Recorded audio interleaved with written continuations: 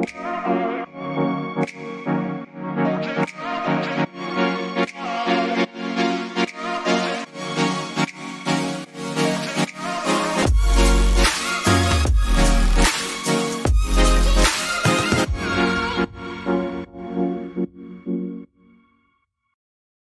dia, igreja. Igreja amada, como eu amo a nossa igreja. Uma igreja viva, cheia de esperança, cheia de famílias. E uma igreja com uma grande missão. Obrigado, meu amigo. Uma igreja com uma grande missão. A missão da nossa igreja é levar Jesus às próximas gerações. E como levar Jesus às próximas gerações, se não através da família, se não através de uma verdadeira paternidade, se não através de uma verdadeira maternidade. E para nós conseguirmos gerar maternidade na vida de alguém, para a gente conseguir gerar uma paternidade verdadeira, primeiro eu preciso conseguir entender e viver uma verdadeira filiação perante o meu Deus. Não tem como eu ser um bom pai se primeiro eu não sou um bom filho. Não tem como eu ser uma boa mãe se primeiro eu não sou uma boa filha de Deus. E uma maneira que marcou muito minha vida como filho de Deus foi através de uma oração muito simples que eu fiz há muito tempo. Eu lembro quando eu estava para ir para o Rio Grande do Sul para estudar teologia, eu precisava comprar algumas coisas sem dinheiro nenhum, mas eu comecei a orçar. Eu lembro que um dia, num sábado, nessa época do ano, mais perto do Natal, eu peguei o meu carro, tinha um Escort Hobby 95.0, chamava Cicatriz, saudade dele. Foi vendido para um ferro velho, não tem como comprar mais. Mas eu peguei ele e eu fui para o Shopping Del Rey, e eu ia estacionar na rua, né? Não tinha dinheiro para pagar estacionamento. E aí eu estacionei na rua, mas era perto de Natal e começou a chover muito forte, essas chuvas, igual deu essa de quarta-feira. Eu falei assim, cara, vou ter que parar dentro, não tem como. E aí tinha um macete que se você ficava 15 minutos, você não pagava estacionamento. Então na minha cabeça foi assim, eu vou entrar, vou olhar rápido o que eu preciso, vou sair e não vou pagar nada. Só que como começou a chover, todo mundo entrou para o shopping para se proteger da chuva. Pré-natal, obviamente eu não consegui sair em 15 minutos. Eu não tinha um centavo no meu bolso, não tinha nada, duro de marreco. E aí eu entrei na loja, comecei a procurar, o vendedor falou assim, não, isso aqui não tem que ir, vai em tal loja. Fui para outra loja, cheguei lá, não tem que ir, vai no primeiro andar. Gente, resumindo, quando eu olhei no relógio, tínhamos passado 2 horas. Falei, meu Deus do céu, não tem um centavo. Eu nem sei o que acontece quando a gente não paga o estacionamento, se reboca, se vai preso. Mas eu fiquei desesperado. E eu lembro que eu entrei na fila do estacionamento e eu comecei a orar, Deus, o Senhor é meu pai. O Senhor vai fazer alguma coisa. Deus, por favor, me ajuda. E aí veio um insight, cara, olha a sua carteira. Eu olhei minha carteira, tinha R$2, já é alguma coisa. O valor mínimo, eu acho que era R$30 na época. E aí eu lembro que eu falei assim, eu vou orar, mas vou orar com tanta fé, vou orar com tanta certeza, que Deus vai transformar essa nota de R$2 em uma de 100. Comecei a orar, Deus é pai, comecei a orar, Deus, por favor, Deus, pega essa nota, transforma, Deus, eu creio, eu tenho certeza, e a fila andando, Deus, por favor, me ajude, e a fila andando. Falei assim, agora eu vou olhar, abri minha carteira, só R$2, show, Deus amado, o que eu vou fazer, e a mão suando, entreguei o ticket para a mulher, ela pegou, eu continuei segurando, a gente ficou ali, alguns segundos nessa disputa, até que ela colocou o ticket no sistema, e ela falou assim, olha, eu não sei quanto tempo você ficou no shopping, porque a chuva tirou o nosso sistema do ar, então vou ter que te deixar passar de graça. Foi nessa experiência que eu entendi que Deus, Ele é Pai, que não importa o quão boba seja a minha oração, Ele vai ouvir, porque o nosso Deus não é um Deus mau, que quando a gente pede um pedido bobo, Ele fala, sei lá, como um filho quando vira para o pai e fala assim, pai, eu quero voar. O pai não olha para a criança e fala assim, deixa de ser bobo, seres humanos não voam. O pai pega o filho e brinca de voar com ele, porque o pai sabe que o momento o filho vai amadurecer, vai crescer. Ele vai entender que seres humanos não voam, mas ele vai entender que um filho pode falar de tudo para o seu pai. Esse é o nosso Deus, é um Deus que está disposto, é um Deus que ouve as nossas orações. E a intimidade de um filho com o seu pai é uma das esferas mais lindas da nossa sociedade. Inclusive, nós temos que lembrar que a relação de paternidade não necessariamente envolve o contexto familiar, mas toda relação, presta atenção, toda relação que possibilita uma transferência de força física, de força emocional ou de recursos financeiros. Uma relação de paternidade, de maternidade, é uma relação de qualquer pessoa mais velha, com mais experiência, transferindo para ajudar alguém que está começando a vida. É impossível encontrar o caminho da maturidade pessoal sem a influência de uma figura de um pai ou de uma mãe. Raramente você vai ver alguém que conseguiu chegar a uma maturidade, a uma idade adulta, madura, com boas emoções, com boas resoluções de problemas, que não teve uma boa paternidade, uma boa maternidade, mesmo que sem relação sanguínea. E existem muitas pessoas que não conseguem enxergar a Deus de uma maneira boa, não conseguem enxergar a Deus como um bom pai, como um amigo, como um provedor, pelo simples fato de não terem tido um pai presente, pelo simples fato de não ter tido uma boa figura paterna.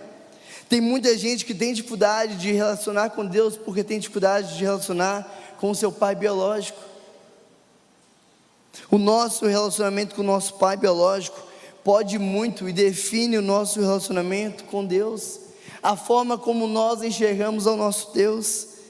Tem muita gente que enxerga Deus como alguém distante, cruel, rígido, um Deus que só dita regras porque teve um pai muito severo, muito mau. Tem gente que enxerga Deus como um Deus de libertinagem, porque teve um pai que deixou fazer tudo. Eu não sei como é a sua forma de enxergar a Deus, eu não sei como foi seu relacionamento com seu pai, mas hoje eu estou aqui para ressignificar a sua forma de enxergar a Deus. Estou aqui para ressignificar a sua forma de ser filho, porque ver a Deus como pai é desfrutar de uma maravilhosa condição de ser filho de Deus, em um relacionamento próximo, eterno, surpreendente e transformador. Se tornar órfão talvez seja um dos grandes medos que nós temos, mas a nossa maior dificuldade não está em se tornar um órfão natural, porque essa é a ordem natural da vida, mas o nosso grande problema é de lidar com uma orfandade espiritual. Alguém que reconhece a importância de ter Deus em sua vida, mas que não ver Deus como pai, nunca poderá de fato experimentar o que significa um real e intenso relacionamento com Ele. E durante toda a existência do homem, Satanás sempre investiu e sempre vai investir pesado na orfandade das pessoas. Porque alguém que é órfão e não ressignificou isso na sua vida, tem um olhar ferido para as coisas. Quem é órfão tem um olhar da falta, tem um olhar de ter só para si. E é por isso que Satanás investe tanto nisso, porque ele sabe, Satanás conhece muito bem a Bíblia. Malaquias fala que nos fins dos tempos, Deus enviaria o espírito de Elias para converter o coração dos pais aos filhos e dos filhos aos pais. O que Malaquias está dizendo é que o último avivamento viria através de uma paternidade bem resolvida. Por isso nós precisamos ressignificar a nossa forma de enxergar o nosso Deus como um pai. Por isso hoje eu quero falar com vocês sobre a nossa atitude em relação à paternidade de Deus, porque há uma grande chance de nós estarmos vivendo como se nós fôssemos órfãos, mas tendo um pai vivo. Não qualquer pai, mas um pai presente, um pai que ama, um pai que cuida, um pai que zela, um pai que entrega, um pai generoso, tão generoso que deu a própria vida e nos dá o fôlego diário todos os dias. Em João fala que nos foi dado o direito de nos tornarmos filhos de Deus por meio da adoção. A adoção é quando nós viemos de uma família que pode até ter nos rejeitado, que pode até ter nos ferido de alguma forma, mas que existe um pai tão bom, tão amoroso, tão perfeito, que está dizendo: não importa o seu passado, não importa de onde você veio, não importa quem te rejeitou, eu estou aqui para te amar, eu estou aqui para te perdoar e começar uma nova vida com você.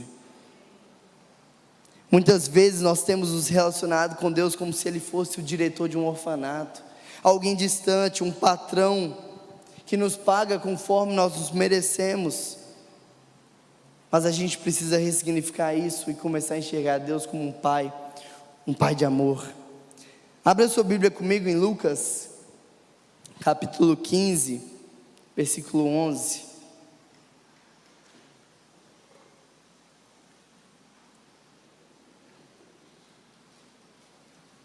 Lucas 15, versículo 11.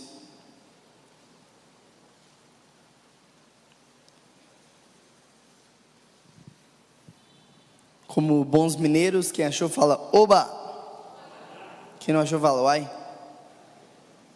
Sendo assim, vamos lá então. Jesus continuou: o homem tinha 2 filhos. O mais novo disse ao seu pai: pai, quero a minha parte da herança. Assim o pai repartiu sua propriedade entre os 2. Não muito tempo depois, o filho mais novo reuniu tudo o que ele tinha e foi para uma região distante. E lá desperdiçou os seus bens vivendo irresponsavelmente. Depois de ter gasto tudo, houve uma grande fome em toda aquela região, e ele começou a passar necessidade.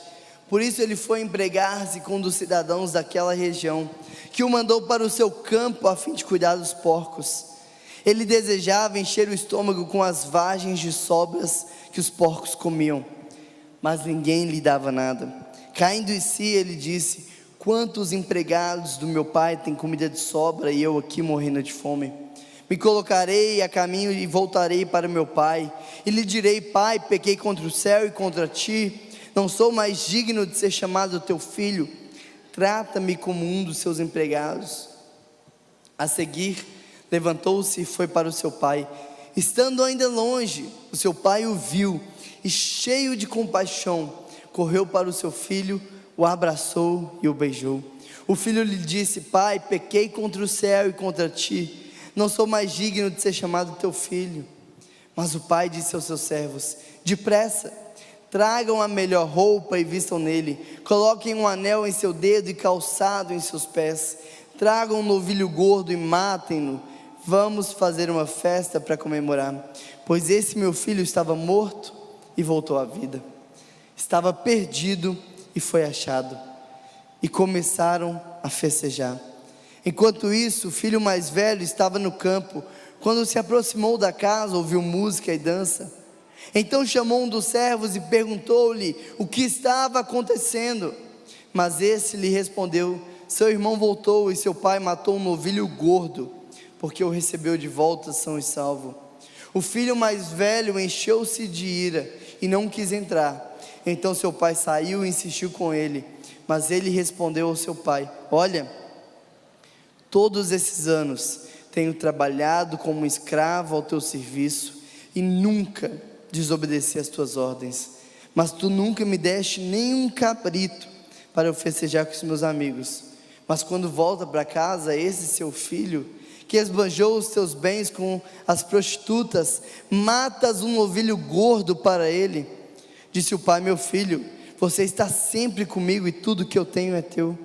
Mas nós tínhamos que comemorar e alegrar-nos, porque o teu irmão estava morto e voltou à vida. Ele estava perdido e foi achado. No fim dessa pregação, é isso que Jesus quer falar sobre cada um de nós. Estávamos perdidos e fomos achados. Estávamos mortos, mas voltamos à vida, voltamos à família. Feche seus olhos, vamos orar. E antes de orar, eu queria que você falasse com Deus como está a sua relação de filho, como está o seu relacionamento como alguém que depende, como alguém que depende da provisão, que depende do milagre, que depende do cuidado, que depende do carinho e do afeto de um pai. Como está a sua intimidade com o seu Pai Celeste?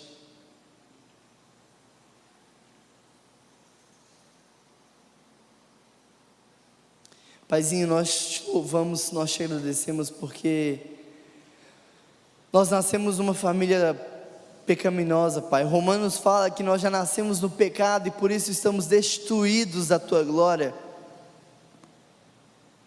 Mas assim como por um homem puro o pecado entrou no mundo, por um homem puro o pecado havia de sair pelo mundo e ele saiu pelo Senhor.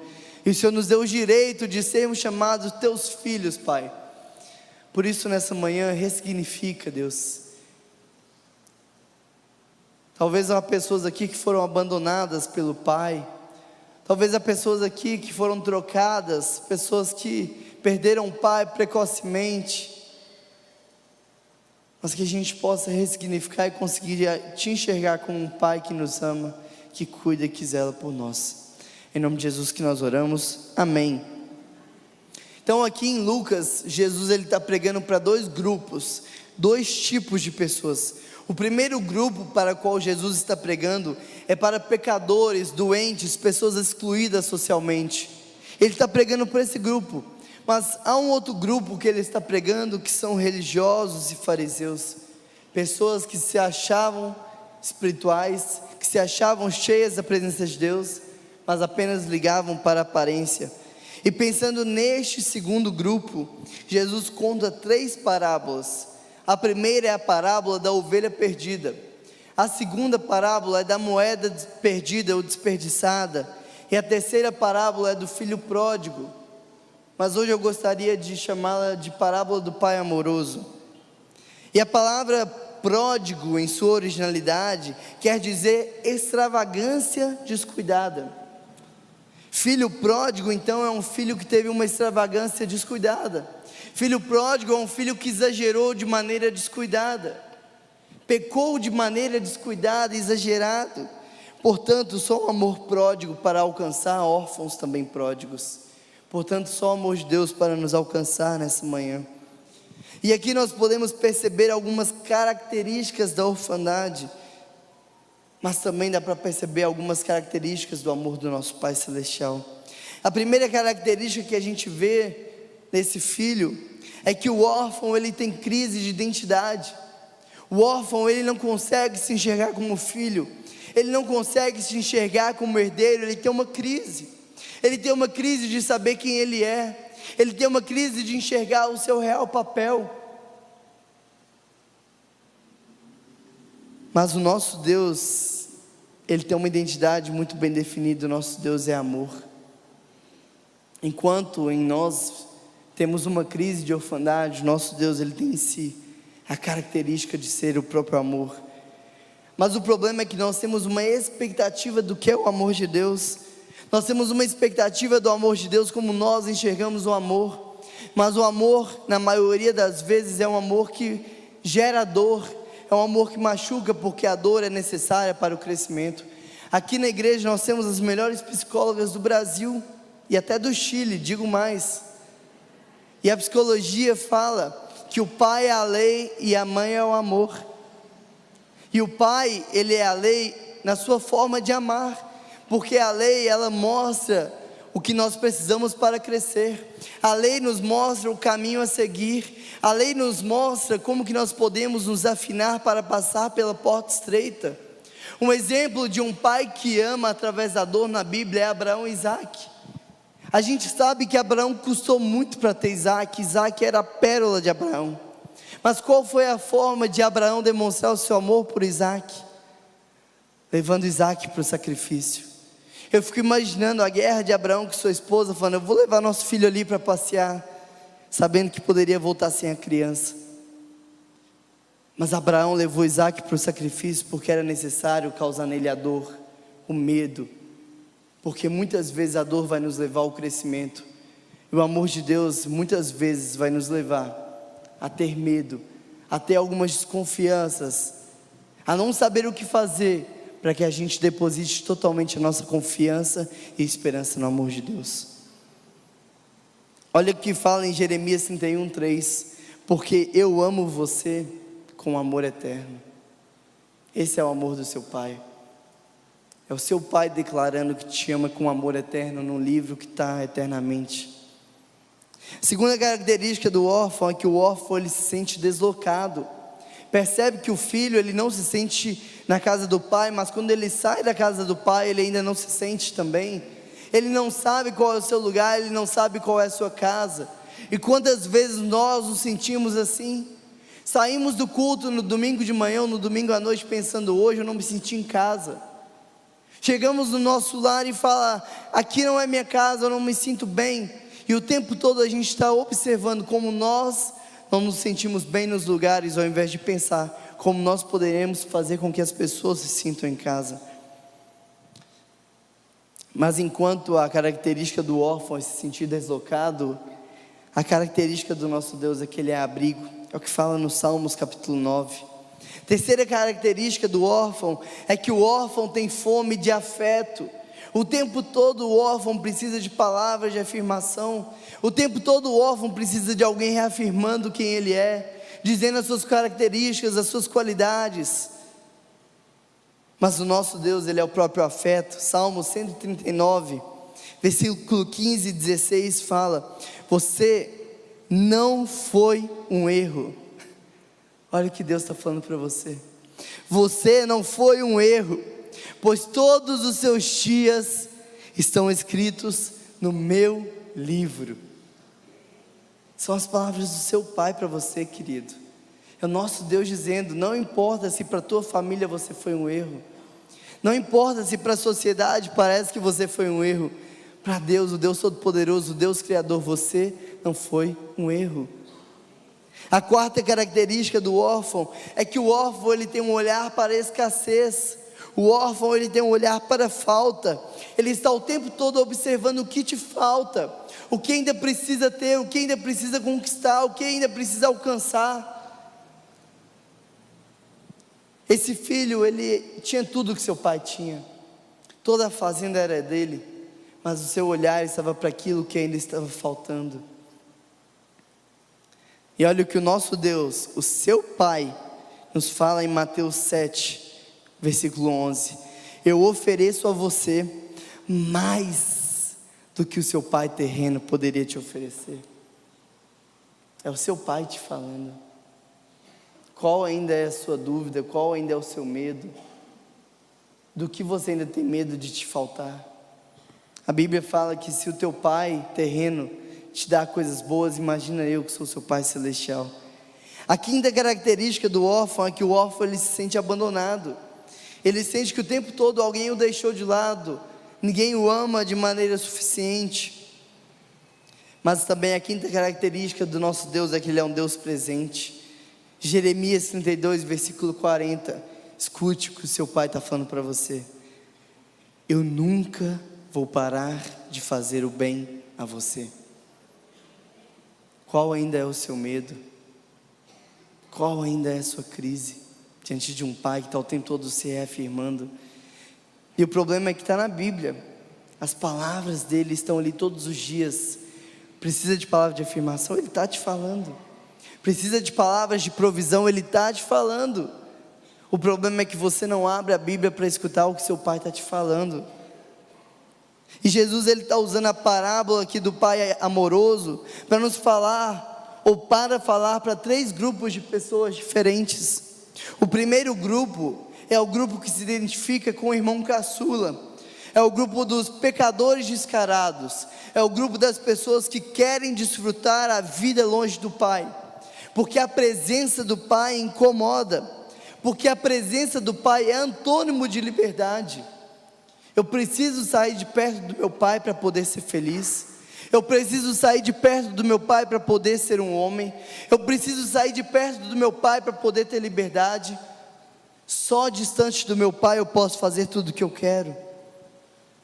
Esse grupo de pessoas prefere muito mais a libertinagem na ausência do pai do que a liberdade na presença do pai. O segundo grupo é o grupo do irmão mais velho. Representa os religiosos, os fariseus, pessoas que estão perto do Pai o tempo todo, ou no nosso contexto, pessoas que nunca saíram da igreja, nunca se desviaram, nasceram no berço cristão e vão morrer no berço cristão. Porém, eles são obedientes, eles permanecem, mas o foco não é a presença do Pai, o foco não é a intimidade com Deus, mas o foco é aquilo que Deus pode fazer, o foco é aquilo que Deus pode oferecer. O foco é a boa aparência que Ele vai gerar. E o terceiro grupo representa o amor de Deus por nós. Normalmente, quando nós olhamos para essa história, nós julgamos o irmão mais novo, porque foi ele que pegou toda a herança do pai e foi gastar longe do pai.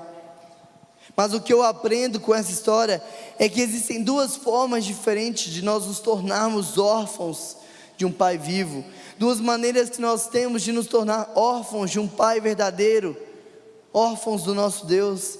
A primeira forma, eu queria que você buscasse entender em qual desses grupos você está, em qual dos grupos você se encaixa, porque nessa manhã eu oro para que haja cura de orfandade, eu oro para que a gente saia daqui emocionados, crendo que existe um pai que está presente em nossas vidas.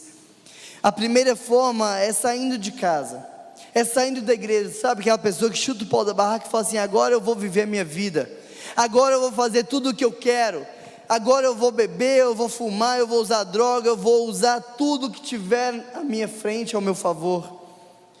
Essa forma é a forma de se afastar da família espiritual, se entregando aos desejos pecaminosos que vão contra a vontade de Deus.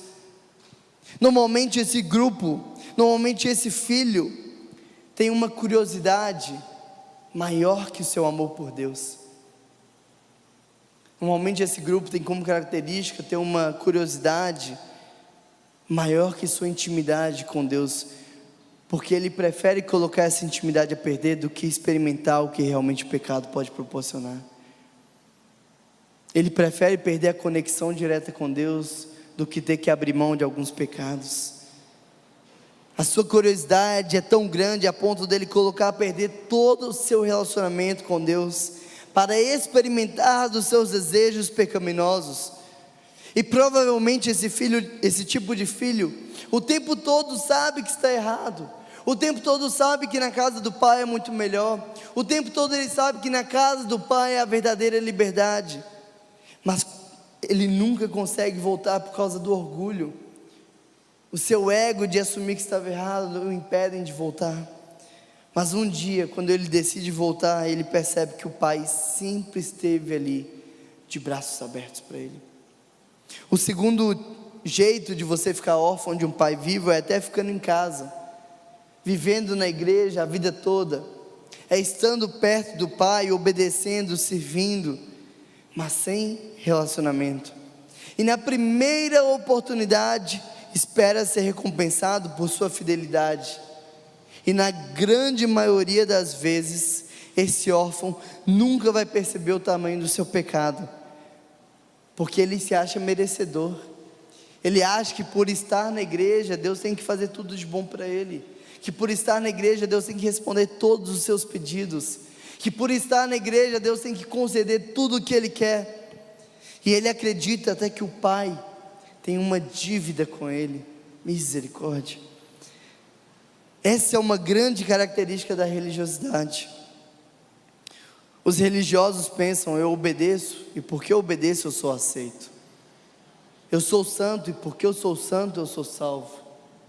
Eu vivo na igreja, e porque eu vivo na igreja eu conheço a Deus.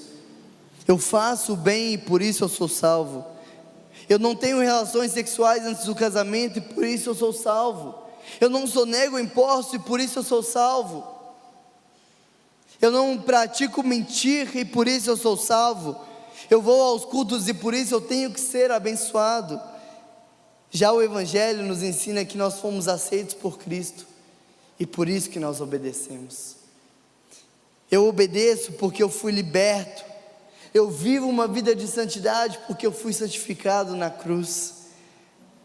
E eu estou frisando isso porque a maior marca de um órfão, se você não decorou nada, decora agora. A maior marca de um órfão não são os seus malfeitos, não são os seus pecados. A maior marca de um órfão são os seus bons feitos, que o fazem se sentir merecedor de algo. Imagina comigo que alguém está no interior de Minas Gerais e ele comete um grande crime, ele comete um homicídio, e ele vem fugido para Belo Horizonte, e ele começa a ficar ali na praça, dormir ali na praça, e daqui a pouco nós, como uma igreja amorosa, nós vamos lá e a gente começa a cuidar daquele ser, damos provisão, damos sustento. Daqui a pouco a gente consegue tirar ele da rua, daqui a pouco a gente consegue gerar para ele um emprego. Agora ele é uma pessoa digna, ele é um cidadão de bem, mas ainda assim Ele não pagou pelo seu erro.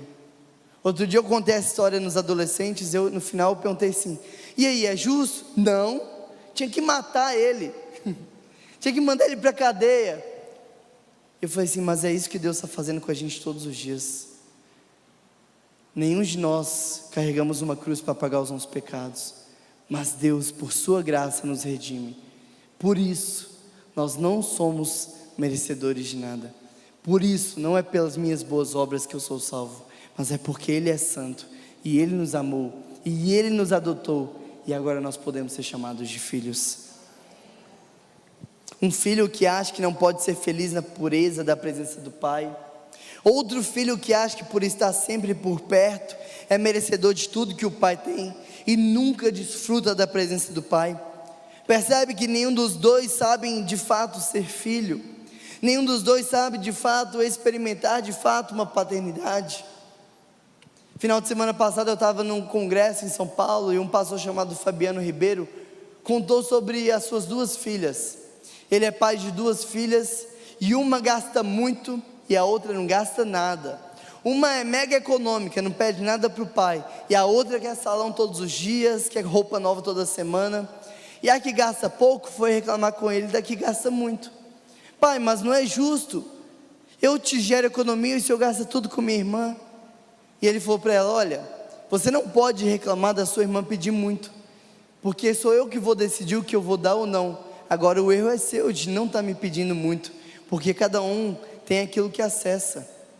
Ele falou que se arrependeu, porque agora as duas gastam muito. Mas o quanto nós estamos de fato desfrutando de um relacionamento com o nosso Pai, de orar, de compartilhar, de dizer as nossas aflições, as nossas dificuldades.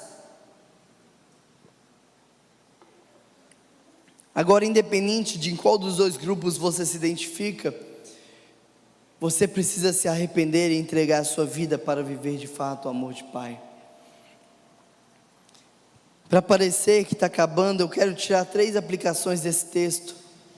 A primeira aplicação é quem é Deus. A segunda aplicação é o que é o pecado. E a terceira aplicação, o que é a salvação. Nesse texto, Deus, Ele é o Pai amoroso.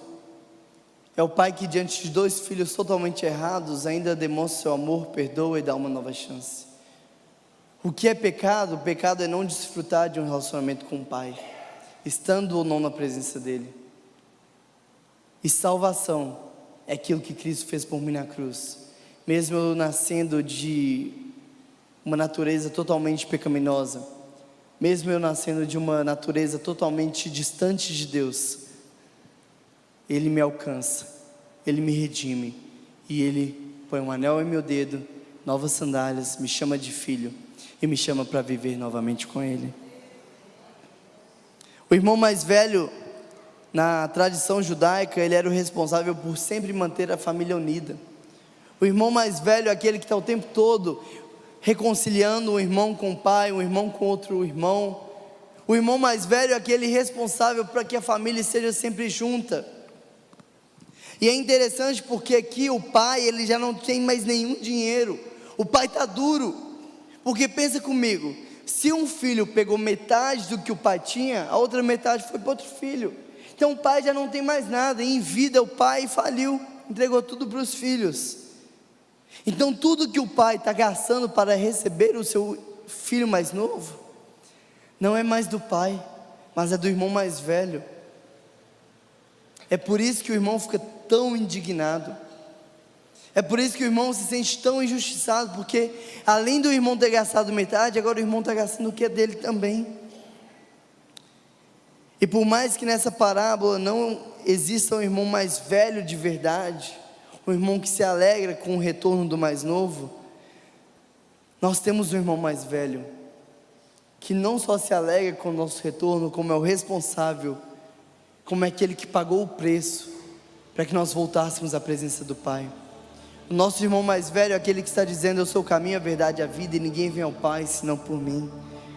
O nosso irmão mais velho, ele está se alegrando com o nosso retorno nessa manhã. Porque, meu querido, a sua identidade, ela não depende de onde você está ou de como você está, mas a sua identidade, ela depende de quem te fez.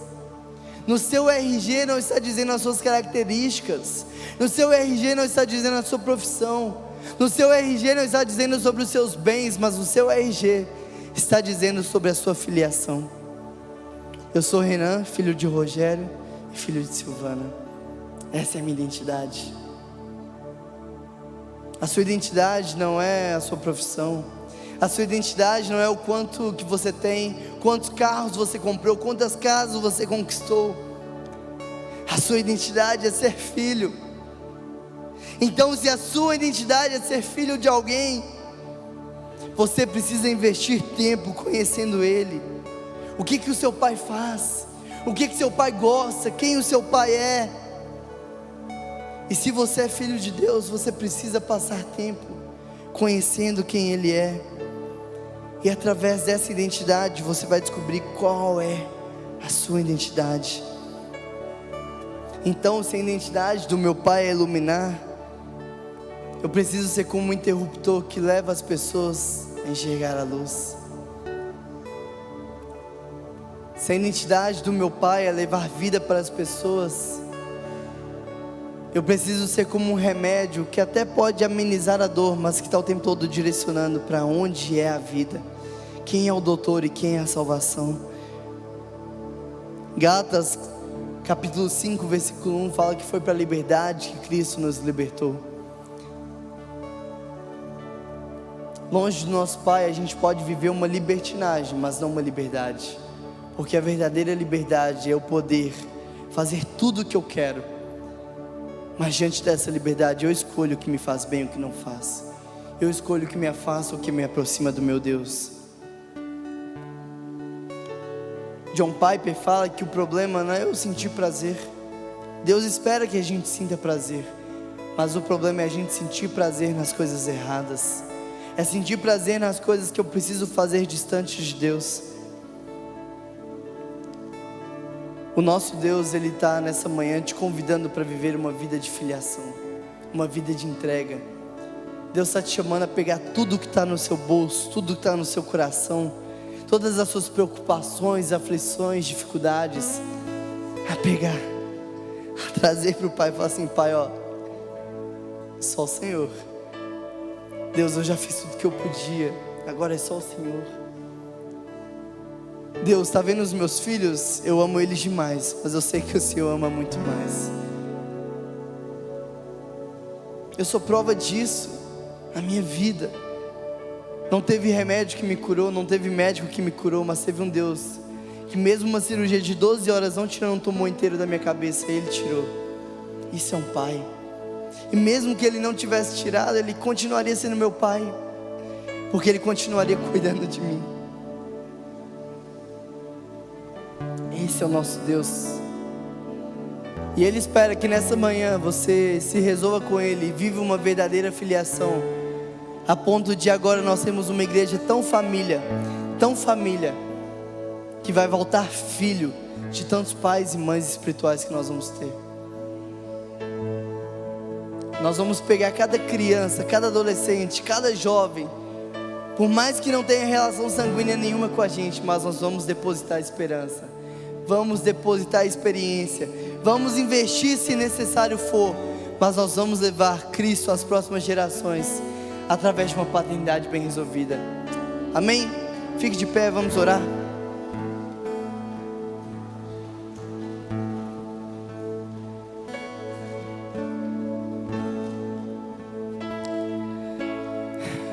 Confesse para Deus o quanto você tem sido um órfão, quanto você tem feito com que outras pessoas também vivam uma orfandade por causa da sua vida. É impossível você ser um bom pai ou uma boa mãe se você não tem sido um bom filho de Deus. É impossível você ser um bom filho se você não vai à casa dos seus pais, se você não tem relacionamento com seus pais. Nessa manhã Deus está te convidando a curar, a se deixar ser curado e a descansar nele. Salmos 37, versículo 4: deleite-se no Senhor e Ele atenderá aos desejos do seu coração. Deus está dizendo: filho, deita no meu colo, porque eu vou te ensinar a sonhar. Filho, deita a sua cabeça no meu peito, porque eu vou te ensinar a desejar. Não é que eu vou fazer os seus desejos, mas é que agora os seus desejos vão estar de acordo com os meus. Feche seus olhos e entrega tudo na presença do seu Pai, que está de braços abertos, querendo te receber. Paizinho, obrigado, Deus. Obrigado porque o Senhor cuida, o Senhor ama, o Senhor entrega, o Senhor zela por nós. Obrigado por tantas palavras, por tantas promessas que o Senhor deixou registrado. Nessa manhã nós cremos, nós acreditamos, nós entregamos, nós confessamos. E nós queremos viver uma verdadeira filiação. Nós queremos viver um halakha, Pai, uma dependência total do Senhor. Um filho que não consegue ir na padaria sem pedir ao Pai. Um filho que não consegue comprar um pirulito sem pedir dinheiro para o Pai. Nós queremos ser filhos a ponto de não depender de quanto nós ganhamos no mês, mas de depender da provisão do nosso Deus. Essa é a nossa oração em nome de Jesus Cristo que nós oramos. Amém.